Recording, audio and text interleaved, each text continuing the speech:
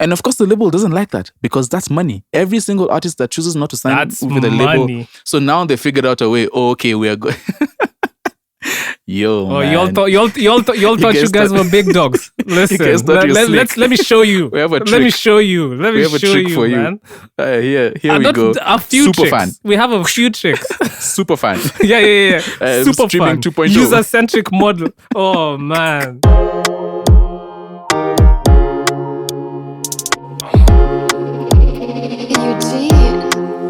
Back again, you know. Yo, Lemon, so you watch. Okay. Listen. How my bitches all come, wanna go.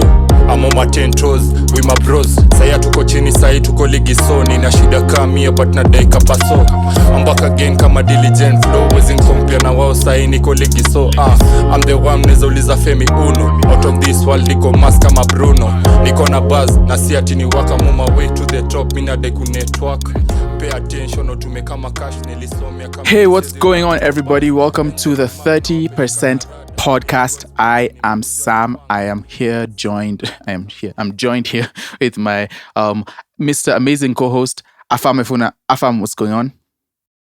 What's going on? What's up, bro? I'm here. Yeah. We're here. This is episode 112 of the podcast. We are in the new year. This is 2025 officially. If you're breaking the fourth wall already, officially, this is 2025. Yeah, man, it's exciting. The year has so much to offer, Afam. So much to offer. Not only that, but we also have so much to offer the year. Yeah.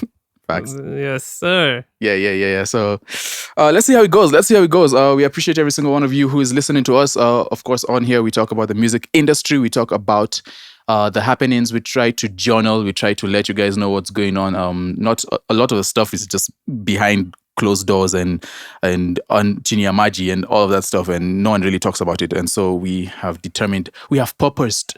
How do you pronounce that word? In our hearts, to make sure that some of these things, if not all of them, most of them are brought up, because these conversations need to be had. Sorry, I can't speak English today. Yeah. So, very glad to be doing this podcast with you, Afam. Oh, yeah. I'm trying to increase my sentimentality. Yeah, exactly. In 2025, we need more sentimental Sam. More sentimental Sam. Yo, have you been? How did you bring in the new year? How did you usher in the new year? Oh man, I was asleep. That sounds fun.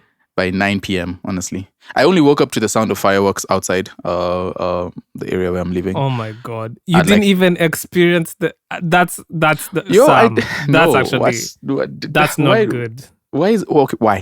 You tell me why. Why is it bad? We're increasing your sentimentality for this year, and you start by not acknowledging. Start by sleeping over the new year. Yeah, yo, it was a Tuesday night. What do you expect? The next day was Wednesday. Actually, Sam, I'm offended on behalf of Jesus. What is? Okay, we're talking about New Year's, not Christmas. This is the commemoration of 25 years since after his death. And you don't want to like celebrate that. You're offended. Honestly, on behalf of I think Jesus, it's problematic. Yeah, you think it's problematic? Yeah, I think it's problematic. I don't think it's problematic. It's and fine, the audience, please make up your minds. Here we go. But no, yeah, I was asleep. It was chill, man. Woke up on Wednesday. Wednesday was cool. The first was cool. Didn't really do much. Just chilled around. Basked in the sun. Played with some puppies. Regular introverted, boring life things, while other people were outside being absolutely social. What did you do? Were you outside? Did you go look at fireworks? No, after completely saying that you just slept, I also didn't do anything. Look. Although I did stay up, of course, to experience like the new year. I didn't really do anything because, first of all, the weather here was horrible. It was raining and thunderstorms. Like I wasn't trying to be outside in the rain and thunderstorms. I had no desire to go to Times Square. There was supposed to be like 1 million people there. You want me to go? No, thank Imagine you. if you're That stuck. sounds like If you're stuck in the front and you need to go to the bathroom like Imagine. really bad, you ate some crazy Do- Chinese no, food. do or you know? Do something. you know, Sam? People buy adult diapers to go there and yeah, line see. up and See, stuff and like this that. is- I'm just like, this bro. is partly why I'm not sentimental. What's that? No, that's Really? okay. You know what? That's just That's like extreme. mental illness. Like honestly, people need help there. That's but gross. yeah, I didn't do anything. Yeah. So, bro, really quiet start to the year. Yeah. A few exciting you feeling, things man? here and there. How are you feeling? How are you feeling about the year? How are you feeling about 2025? Optimistic. I feel like this year is gonna be one for the books for sure. And we are going to make it so that it's one for the books. You know what I mean? Some of these things you put them in your own, like it's in your own hands. You know what I mean? Yeah, So like yeah. I want this year to be really successful. You're Everyone gonna say something. Everyone on Twitter has tweeted at least one tweet with the words "lock in" this year. So I think that's the. Nah, I'm that's the locking theme. in. We're locking in, man. We're locking in. Hopefully, the industry locks in. Speaking of, let's get to it. We started, so we ended the year hoping that we won't have to discuss about failed shows and just messes in terms of our live events. But the first episode in, we have to talk about it, man. Shenseea. What happened there? So man? disappointed. Yeah. Disappointed. First of all, Shenseea is a baddie. Why are we showing baddies that our country is uncouth, man? I don't think. Come I don't. on. I Come don't on, think. guys. I think. What are we doing? We've showed, but we've not. But we've showed it to Lauryn Hill too, and she's not. She's an oldie. She's not Lauryn Hill is the original baddie. Okay, no. No, that might be Erykah Badu. That's Erykah Badu. Actually, you're right. Yeah. So, okay. I feel like Shenseea was a huge disappointment. I think the whole concept of people rushing shows needs to end. But I think the blame primarily falls on the organizers of these events because it's common knowledge that Kenyans or Kenyan youth I sound like an old head are gonna you try. You are, bro. You are. It's generation beta now, right? This is 2025. Oh my god! Imagine there's gonna be like the Gen Zs are the new millennials. What does that mean boomers for millennials? At this point? Honestly, bro, that's so sad. That's so sad. But anyway, so essentially, if you know the problem, you need to figure out ways to stifle that problem. And yes, obviously, the people who make it a point to try and go to these shows without paying are to blame. But I think the biggest blame is, why don't we have more security profile for these events? Yeah. Right? I saw in the comments people suggesting like making the entrance really far from the event space, like staggering it so that there's more than one barrier for entry. You know what I mean? Like just figuring out ways to like make it harder for people to just like rush events, in, and do whatever they want. Let's figure it out, because unfortunately, man, why is Shenseea seeing people get tear gassed, man? Like, come on, why are we tear gassing so people at shows too? It's okay. That's also horrible, man. Like, what are we doing here? Why is there no the security doesn't seem to be something that's taken care of too enough. They definitely need to figure that out. Like that idea you're talking about of creating some distance between the stage and the entrance points, and maybe creating more barriers, so there's more security checkpoints. That will definitely help. I also feel like maybe not having it could also help if like the events are not in like completely just open, very accessible spaces, because then anyone who is passing can just decide, you know what, I'm coming home from work, I really need to go see someone, and they just jump in and figure it out. If there's a little bit more thought process into our event spaces and where we can actually hold them, aside from the ones that are currently working, of course, then maybe that will help. But yeah, this is like, this has to, it's such an easy problem to solve, I feel. but are we ever going to solve it? That's the big question. Man, I don't know. It wasn't a good way to start the year. Bien obviously was in the comments as he always is, but I feel like Bien has a lot of time on his hands because he's always in the comments. Anyway, No, but okay. no, for real. But on the side of that, I mean, to add on to that, I think Bien is one of the artists who I really like how involved he is in some of these things. And he's actually for the culture. For yes, try even from his own show with the Soul Fest and just pushing Kenyan music first, and then his comments and everything on it. Like it's really refreshing to see. I hope more of the OGs and the older acts, the more established, the ones who've been here for long, to see like different phases of the Kenyan music industry. I hope more of them do that. Of course, some of them are just there. Yeah, I agree with you, man. And listen, hopefully Shenseea sees value in coming back to the country, bro. Of which I feel like there's been so many people coming. I think Shali Poppy was also in the country this past week. So hey, man, people are seeing so much value in our industry. But I think Bien's point about homegrown shows performing better than these shows that involve or are built around a bunch of international acts, I think it's kind of true. Like these ones have been really like shambolic last year. So terrible. Let's see. Let's see what happens. Let's see what happens for 2025. Yeah, man. So that's that, bro. Have you noticed? Okay, well, we're not on new music, but we have to talk about this, man. So, Ethic started the year with a bang. They released a song called Ukitaka. And I was like, you see, now this is the thing. Me, I was just like, ooh, Ethic are coming back. I was like, yeah, okay. Listen, Reckless, bro, Reckless is my dog, man. Like, yo, Reckless, if you're listening to this, man, my name is Afamefna. I make beats and stuff like that. Yo, can we keep it pushing? Yo. Listen. Look at you putting an ad for yourself within the podcast. I just want you to know, man. Like, if you guys want to, like, skip. Anyway, so I was just like, for me, I just internalize it as that. That's that. They've released music, and I'm happy. Let's move on. Of course, days later, this being their first release post. Well, at least on Spotify, it seems like this is their first release post Universal. Yeah. Well, I feel like, I don't know why I feel like they've released more music since Universal, but this is kind of being largely viewed as like their comeback. And it's a really, really good song. The hook is addictive as usual. Reckless has, bro, what does Reckless put in his hooks? It's just so catchy. It's the flow, man. I think it's the flow he decides to use. It's pretty dope. Is this another And also Reckless, if you want to put those hooks on an Afam beat, listen, okay, I'm done.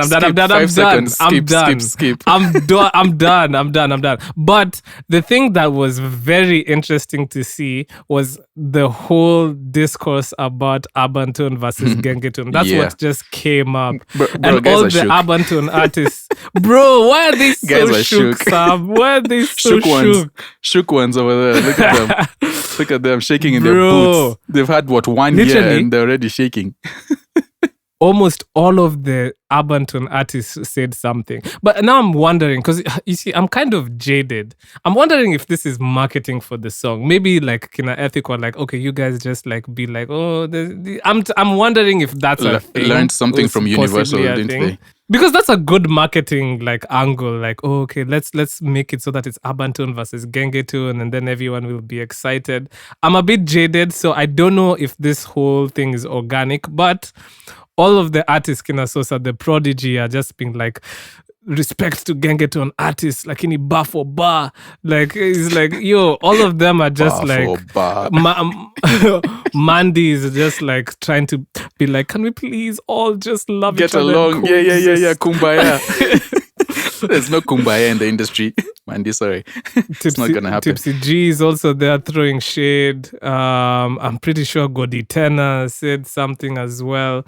And I'm wondering, is there really cause for alarm and concern on behalf of the Arbantone artists? Like, can't we, like Mandy said, can't we all just coexist? I feel like this, this is a really, you know how people are just opportunists.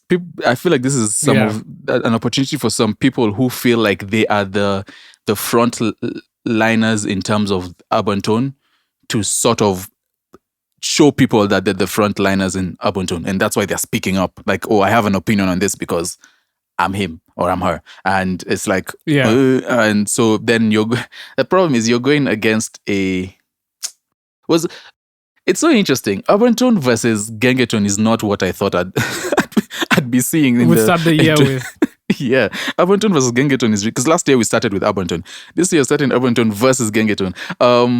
I don't know. It's interesting. I don't know who comes out on top, and if we see a revival. The next one is gonna be called. What's the next one gonna be called? Oh, sorry, just quick diversion. Let's just take what's the next tone gonna be? Fire tone. Fire tone. FAYA. Fire. FAYA tone. Bro, that sounds hard in my head. In there. Throw fire an tone. Fire tone. Yeah. They throw an I. Actually, throwing an I makes so much sense. And H at the end. Fire tone. That's what. Okay, no. Adding the H is doing a little bit too much now. Oh my bad. Sorry. Edit. No, but maybe I don't know what it will be. And I mean, if a third one comes up now, it's going to be like, all right, are we just getting gimmicky at this point? Because it can't just be tone. Kenya's sound is tone. Whatever tone before it's going to turn into hip hop tone, kapuka tone, R&B tone. That's what it's going to turn into. But nah, it's probably going to stop here. We'll see. This is interesting. I'm curious to see how the Gengetone artists rise up. You know what we need to see? We need to see an Arbantone versus Gengetone thing, like in the industry. Show, right? Like, you know how they do the East. Yeah, how they do the East versus West show. Yeah, which is just like essentially like but it's mostly for the rappers, and it ends up being like drillers versus like Kilimani rappers, blah blah blah. Bro, they should actually. That's a great idea. That's a show. I would like to like see how that pans out. Yeah, Gengetone versus Arbantone, and then you just brand it, and you have to pick sides. I love it. This is creative direction we're giving for free. For free game. I mean, Gengetone still, of course, has more legs in the industry. Like Gengetone really traveled far during the pandemic days. Arbantone, of course, is a little bit limited by the type of music it is in terms of sampling. Gengetone obviously had its problems with sampling. There are a few stories about that, but then Arbantone is almost stuck. So if Arbantone is able to evolve past the sampling problems, then we could probably see how far they can go. If we're talking now past the Kenyan audience, if they're going to go past the Kenyan audience. One of the critics about these two genres is they're hard to digest outside of... Yeah, but Arbantone is a very Gen Z thing. Don't you agree?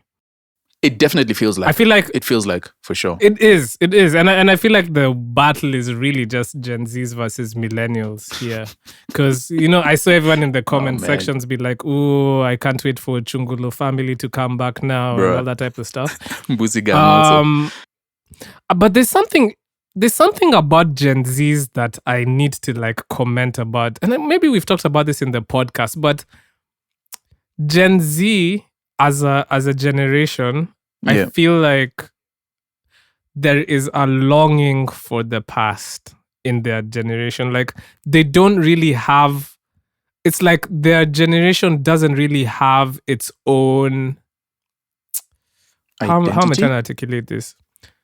In a sense, because all Gen Z artists, and this is not just in Kenya, like across the board, it's always been about, like, for them, it's always been about reliving the past. Yeah. Whether it's the Y2K, like even you look at Pink Panthers, her whole brand is built off of sampling songs from the late 90s to the early 2000s and rebranding them. Not just her brand, but her aesthetic too. Just the way she moves around. Her aesthetic, the way she moves, the way she dresses.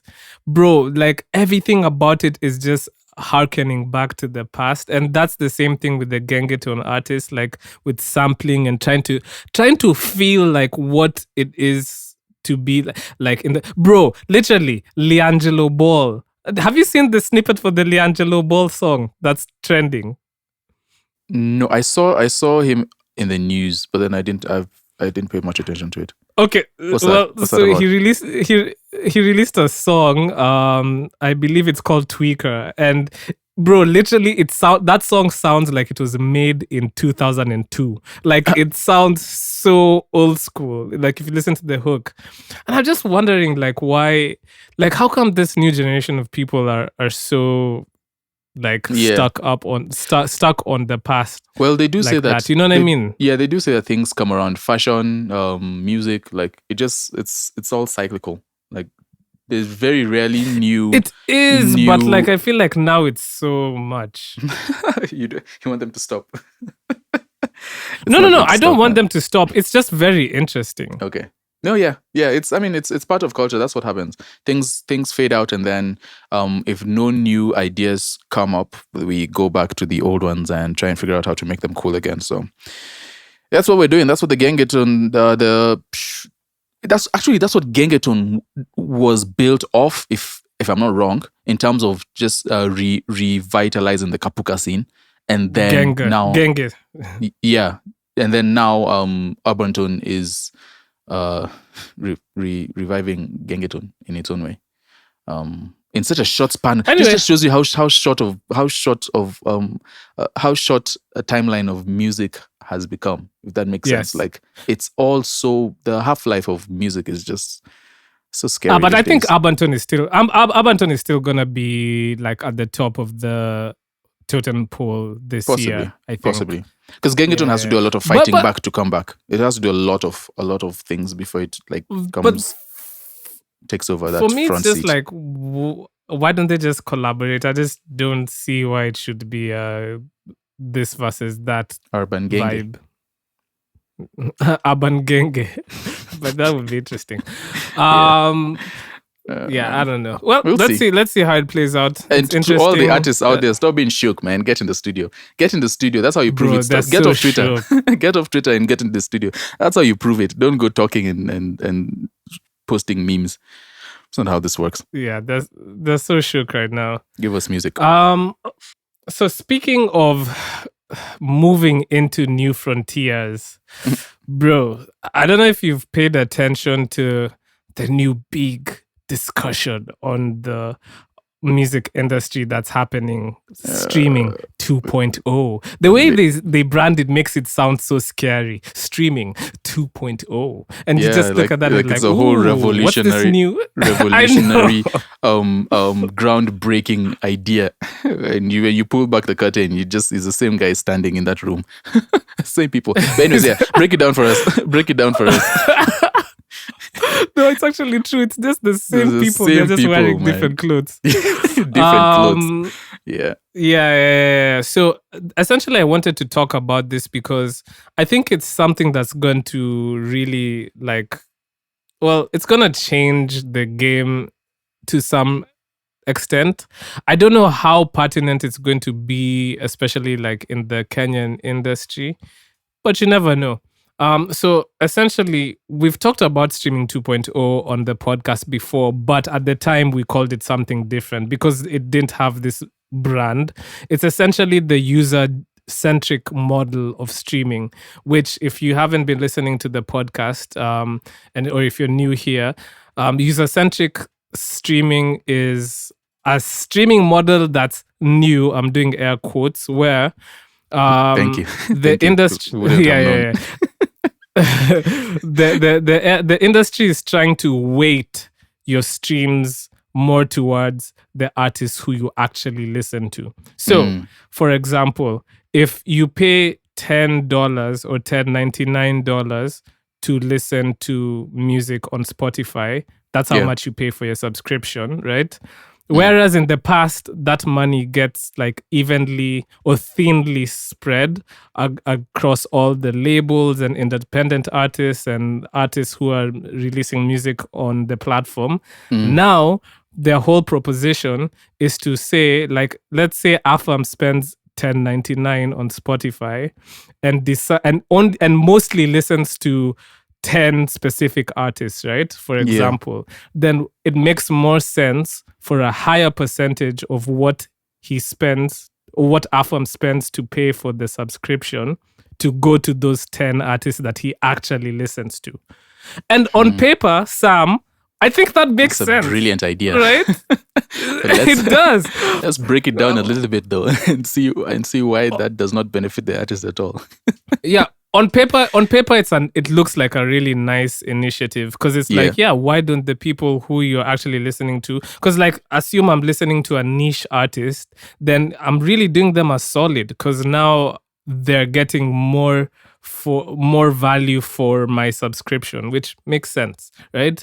The reason why though, like it's a huge talking point is, one, we had the whole conversation, remember, about like if you don't break 1,000 streams, you won't get paid from Spotify. That's a bit scammy. That's a bit problematic because that happens on so many cases. So what do they do with that money? Because that 1,000 streams, or like if an artist does 900 streams, right, and they don't get paid, that 900 streams still generates revenue.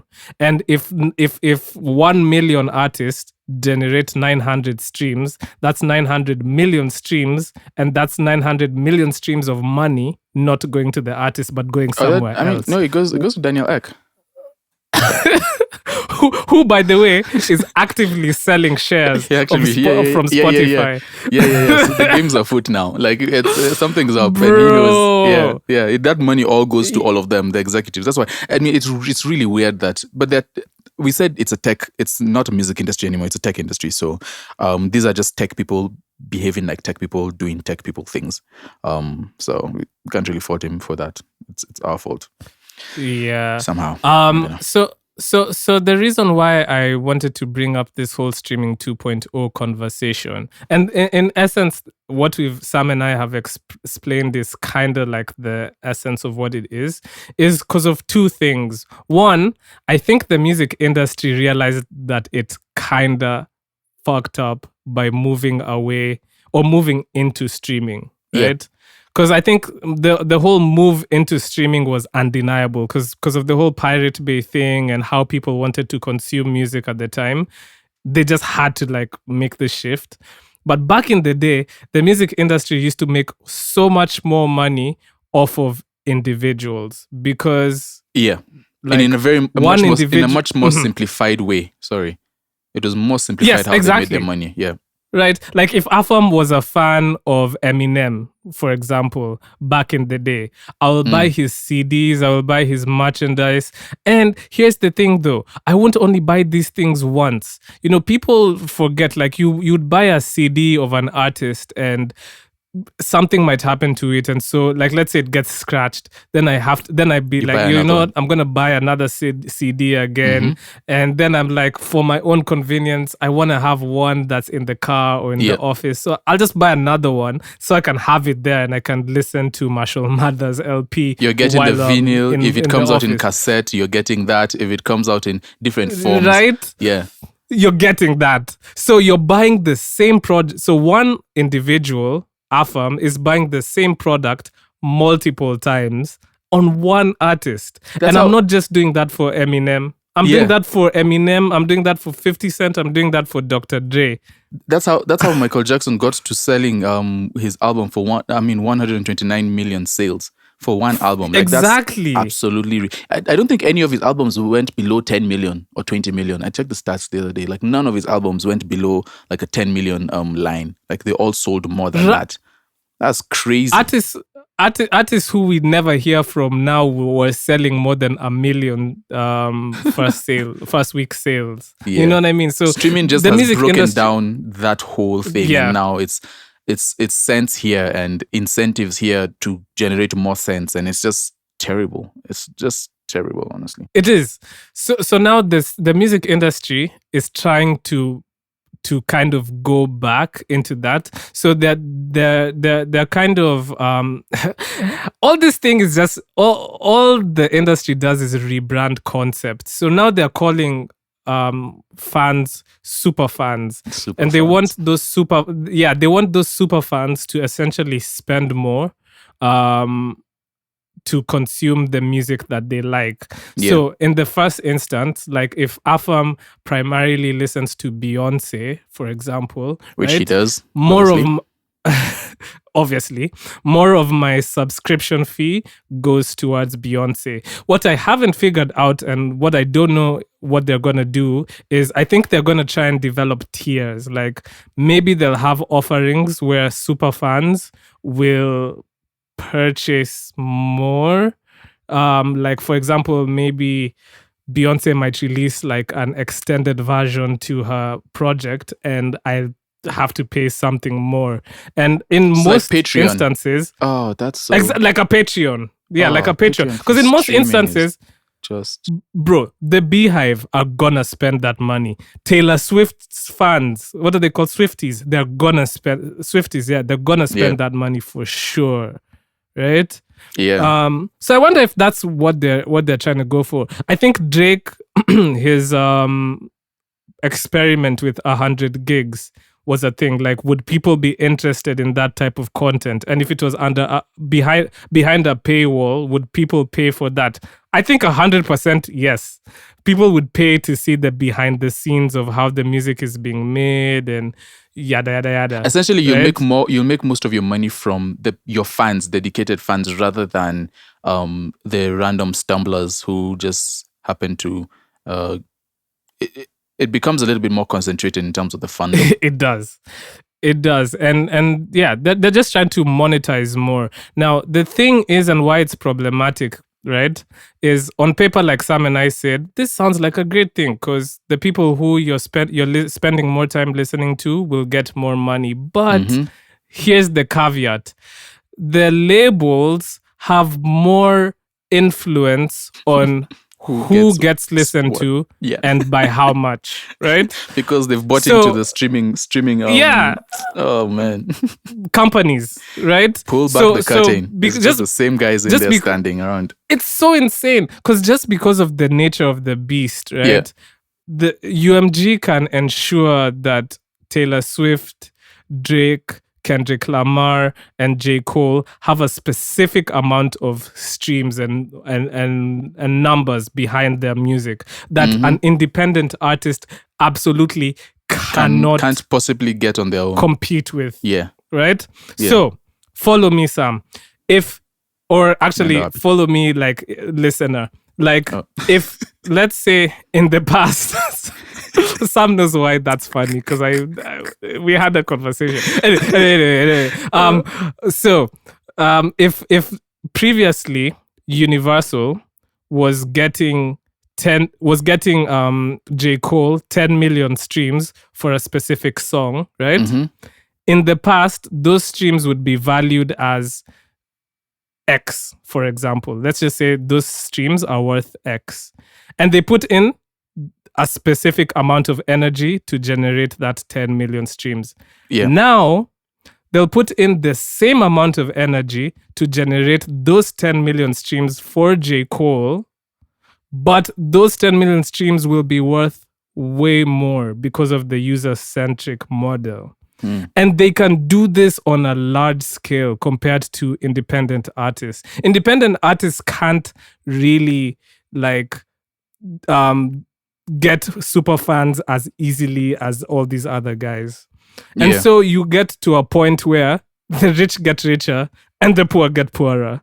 Essentially that's what's going to happen. That is what's going to happen because even with this model now, it's taking one of the good things about that, the socialism model where everyone gets a piece of the pie, is that the smaller artists got some money, like something trickled down to them. Yeah, at least. Yes. Now with this new model, the labels are literally say, "Oh, bro, and this is what because they found a way to take control again." The whole thing the past couple of years has been the labels are losing power and being independent is bringing just as much success as you could if you, of course, compare the metrics in a standardized way. Being independent does just as much for you, and it's probably better for the artist in the long run than signing to a label. And of course the label doesn't like that because that's money. Every single artist that chooses not to sign with a label. So now they figured out a way, we are going Yo, Oh, man. y'all thought you guys were big dogs. Listen, thought you were slick. let me show you. We have a Let trick. me show you. Let We me have a show trick you, for you. man. Here we Not go. a few Super tricks. fan. We have a few tricks. Super fan. yeah. Super streaming fun. 2.0. User-centric model. Oh man. Yeah. Oh, So, but good. okay. So my concern though is so the music industry, Sam. Yeah. So for me, I would think that they would be like, let's get streaming global, and then let's go to the next thing, right? But I feel like the music industry is like not. Are they not seeing the like I feel like Africa is getting really left behind, Bro. because the West is already moving into a different niche within streaming, with this streaming 2.0, while Africa, we're still not really still trying to figure out streaming itself into streaming. And even bro, I think we're even behind that. We're still trying to figure out how to use the proper labeling system. The proper music label system, that the West has been using for years. We are still trying to figure that out. We've seen so many, if you're just talking about Kenya, we've seen so many entries and exits, and remodels and, reworks of like labels, and trying to figure out how we can make that work here. And those guys in the West, they've already gotten rid of the labeling system. Independent artists have taken over, and now the labels are trying to get back. I know. Yeah, but it's so crazy. Like, I don't know how we bypass that. Like, that needs to be a serious conversation. That, of course, it's not all bad. Africa has definitely made a lot of strides. West, Southern Africa, and even East Africa has made some really important strides forward. And we've been on the face of music for a while now. So it's not all bad. We definitely have. It's just now it's not the norm. Like, those are the exceptions. The people who have made it are the exceptions to what the rule is. And the rule is everyone is still trying to figure this stuff out, unfortunately.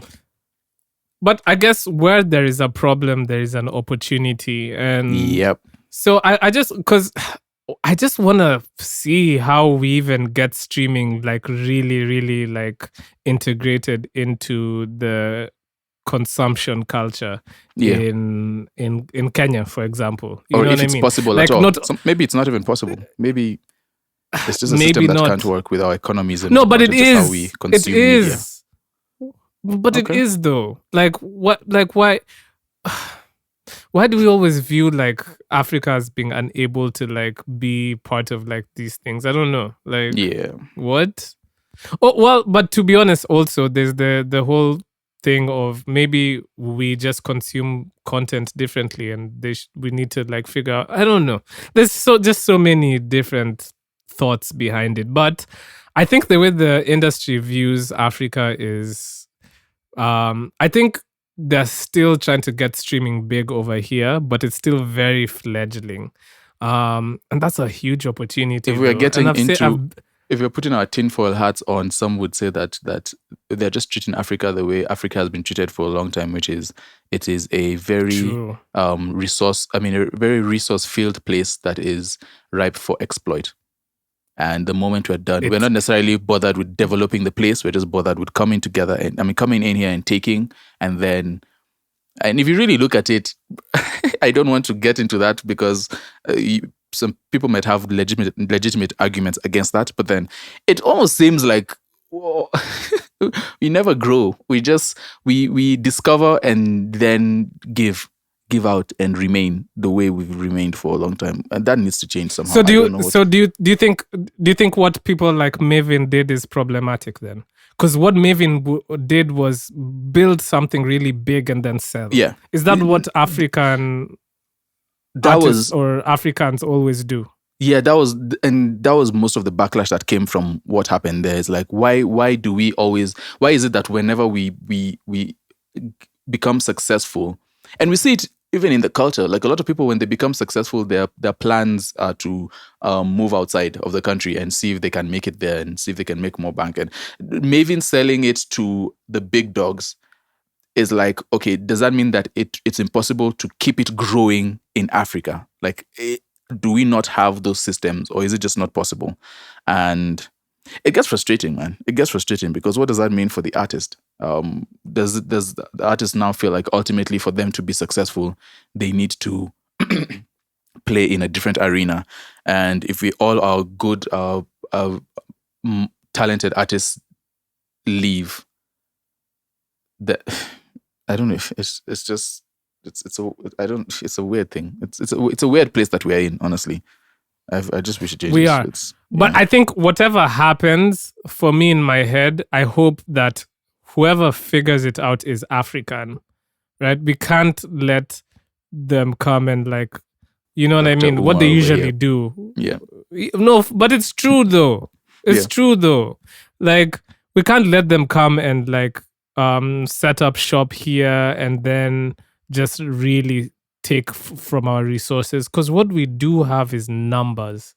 Like, Africa is such a resourceful like continent, man. We have numbers and we have a very young population that's willing to like invest in things, or like, you know, listen to what's popping. Like, bro, we have just so much. We just need to harness all that energy in the right direction. That's true. But yeah, man, we are getting overlooked in a lot of these conversations, and it's time for that to end. We're setting out. What have I been saying? I was about to follow that up with Africa Unite. Like, what are we turning into? Yo, Africa Unite, man. Africa Unite. The Pan-African podcast. Wait, that's actually... I like the rig of that, the Pan-African podcast. No, anything not. It's a 30%. Yeah, it's a 30%. Anyway, guys, the guys, I just, sometimes some of these conversations, just really interesting to think about, just to kind of, like, sometimes I guess these things feel like they're so outside of our experience, because one, we're not even really ingratiated in streaming, and there's already a new thing popping off. But I think it's good to kind of see what's going on and you know, deduce what we have to deduce from Africa. Africa is like the youngest brother in the family, who I hate always gets the cool clothes 10 years after they're done, faded and just torn, and it's he needs to start fighting for some new drip. Africa needs to fight for new drip. That's what we need to do. We all need to collectively start figuring out how we can drip out ourselves better. Anyway. Now we have to drip out ourselves better. Yeah, man. Sam, what else is there to talk about? I feel like the music industry is very dry. Yeah, in it's January. waking up. It's waking up. Is there anything else actually? It's waking up. I don't know if there's anything else. Music-wise. Oh, let's talk about Frank White's rollout, man. You put me onto that. Frank White is shout out to him. Yeah, is interesting. I don't know. Well, I guess you'll explain it more. But then it's just cool to see artists think about art more than just, hey, I recorded an album here, listen to it. Like, there's more of a process to it, and there's more links. It's not so the way I and just follow me here. Okay, so we have A and B. A is the music, B is the consumption, and typically how a lot of artists do it for different reasons is they make the music and it's a straight line. Guys, my music is coming out on this day, and then it comes out on that day, and you listen to it. There's no depth to it. There's nothing more than just here is what I've recorded.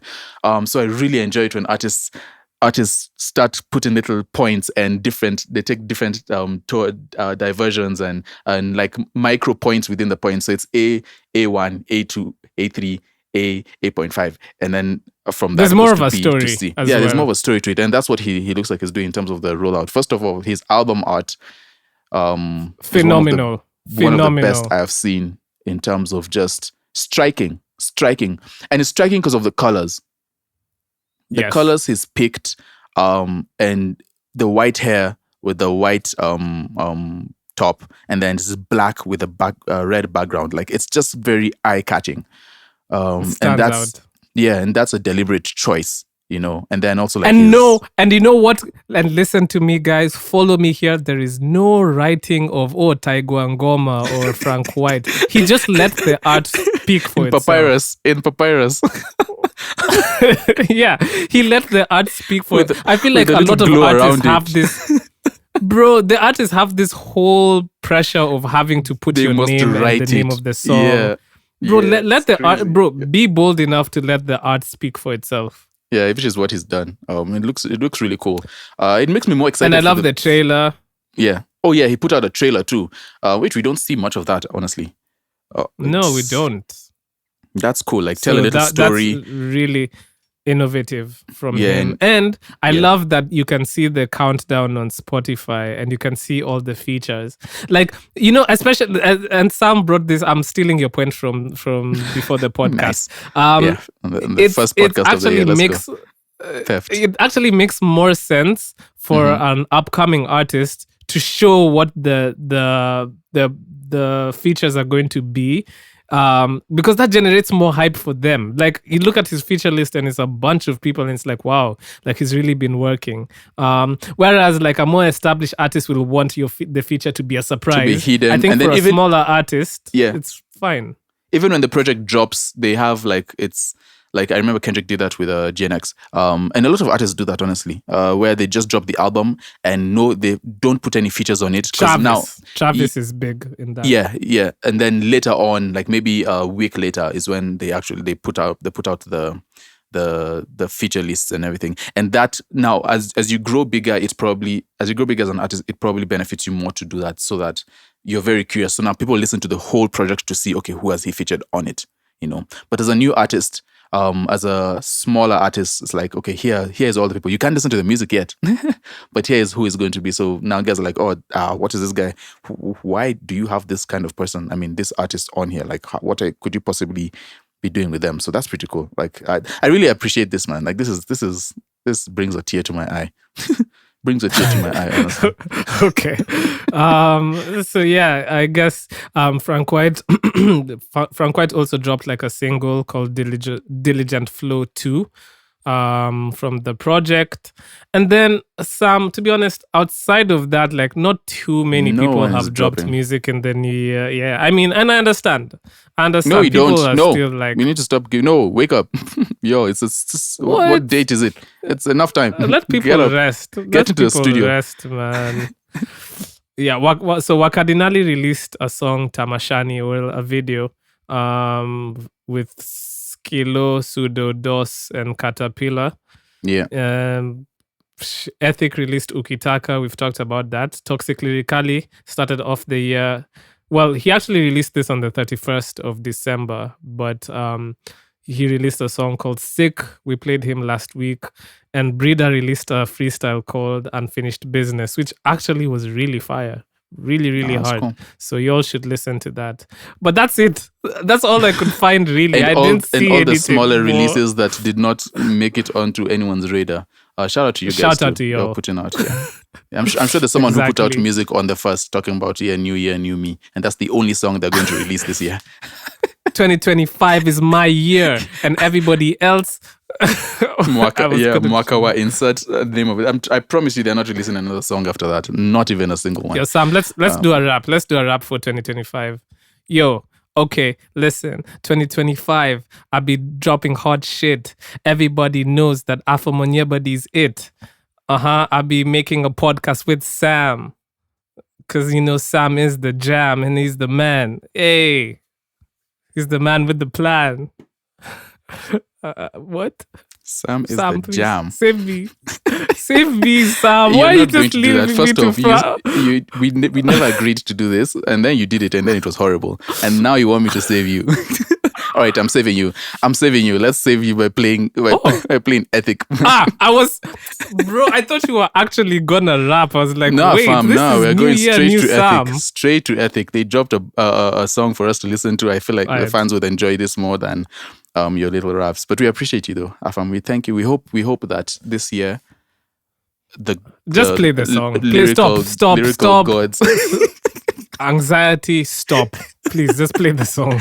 All right, man. Ethic is back. Shout out to them. They're back with a joint called Ukitaka. We shall be playing it for you guys. Hey, yo, clamor. This building. Oh my God, damn. Ukitaka yo mini nani neza kwata jo hooligan. Ukitaka kuona misia zirudi back nikipitapo nimetoka. Ukitaka yo mini nani neza kwata jo hooligan. Ukitaka kuona misia zirudi back nikipitapo nimetoka. Na niko na swag, napita na madenge wako na rizla kwa bag. Nikawa Kenya tulijenge wangu wa kwa lab. Juu kampuni kunyamba Johnny Caps ama kwa Luna Discake ya black. Na hiyo ndo tunakata madenge warembo brother mende wa mama. Weekendi ni jaba stare na raha na vile nkuriski. Nkikata ntafanya wacha msengenge utembe. Mrazi tumweke msengenge kwa kek. Kako madu ya pepe na kako na chede mteteange uko mbele. Tete uko mbele. Ukitaka yo mini nani neza kwata jo hooligan. Ukitaka kuona misia zirudi back nikipitapo nimetoka. Ukitaka yo mini nani neza kwata jo hooligan. Ukitaka kuona misia zirudi back nikipitapo nimetoka. Tukiwa sense tunajimocho wanagenga alafu mpoa wako mse akam anirombo se. Kwanza mbele yako mse is everything atomoke. Ni baki na dilemma niendele ama nchore. Sheti la mse madam mpaka sahi amese. Ndo tustema njita long afa mese. Aki find out what the fuck am I to say. Kasi alijileta misi kuforce mse. Ukiget mkeo aki watch ma video za kibaltazari leo. Tafakari na uprejusun papa. Utapampiwa na sike gama ni mama. Ushatandikiwa na sibet. Ukitaka yo mini nani neza kwata jo hooligan. Ukitaka kuona misia zirudi back nikipitapo nimetoka. Ukitaka yo mini nani neza kwata jo hooligan. Ukitaka kuona misia zirudi back nikipitapo nimetoka. Vurugu ni ya machuo natokea na kidungi. Macho pandisi ya pachuka menyanya kinduku. Na ndainda kikele kecha ya omolo. Na niko ridho kawa gido za marima. Si hivo acha kuharibu hiyo jina. Mapenzi na salasa na bangi ni ya chwani. Si hivyo acha kuharibu hiyo jina. Na sisi ndo uchora ama bibi zenyu stretch mark. Ukitaka yo mini nani neza kwata jo hooligan. Ukitaka kuona misia zirudi back nikipitapo nimetoka. Ukitaka yo mini nani neza kwata jo hooligan. Ukitaka kuona misia zirudi back nikipitapo nimetoka.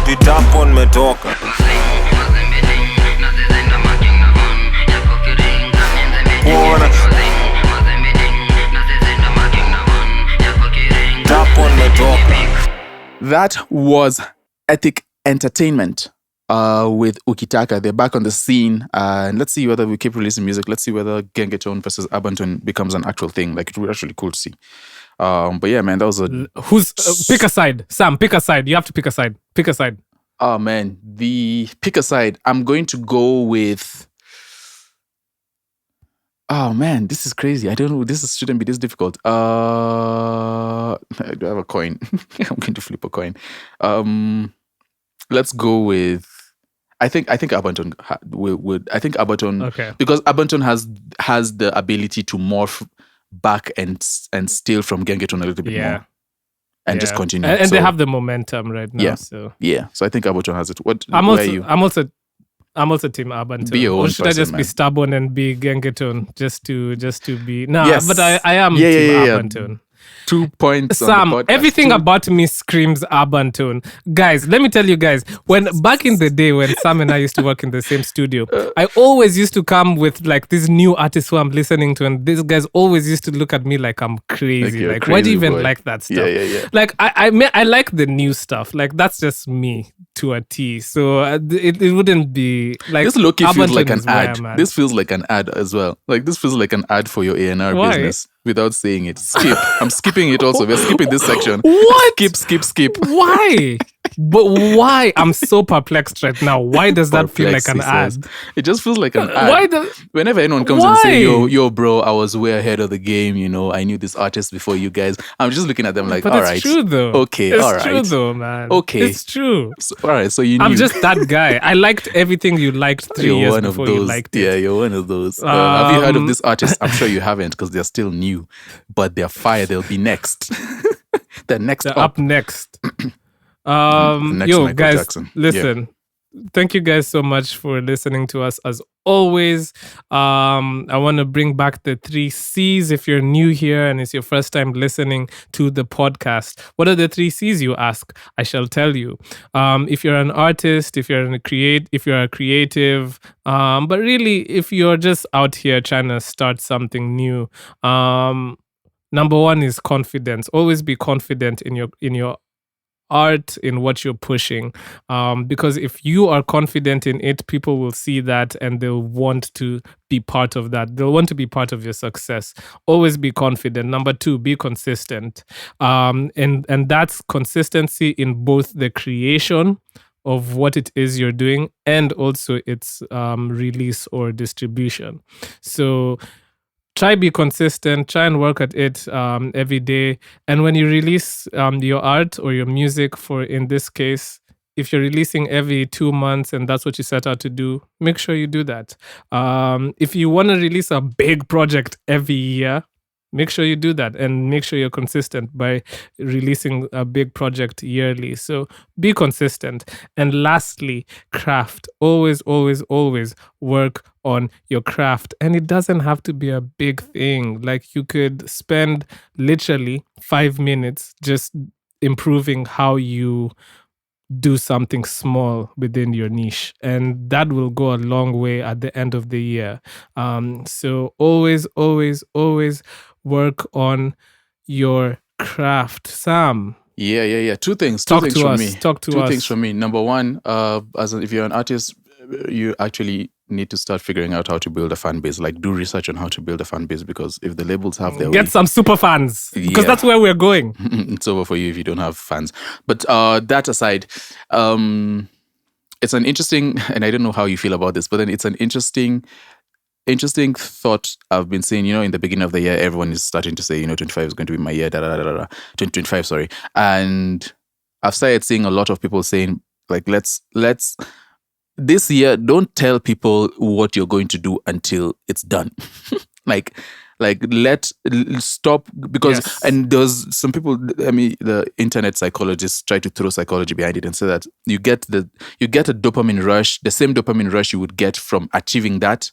You get that by telling, or you get some significant portion of it by telling people what you're going to do. So by the time you've told them, oh bro, listen, I'm dropping 2 projects this year, I already have the beats lined up and I'm just working on finishing the songs, already your brain has said, all right, I've done most of the work. And so then you just slack off the whole year, and that's how you end up procrastinating. So maybe it's a challenge. I don't know whether it's actual science, but try and keep your cards close to your chest until you're sure that the hand is ready to be played. And then, Move in silence. Silence. And so, yeah, man, hopefully we see a lot more music this year. I'm waiting to see the industry just open up and spring back into life. And let's see what 2025 has to offer for us. Yes, Play KE music. sir. And with those wise and pithy words from Sam, and yes, play KE, we will bid you guys farewell and see you So dramatic. in the next edition Bye. of the 30% podcast. Bye-bye.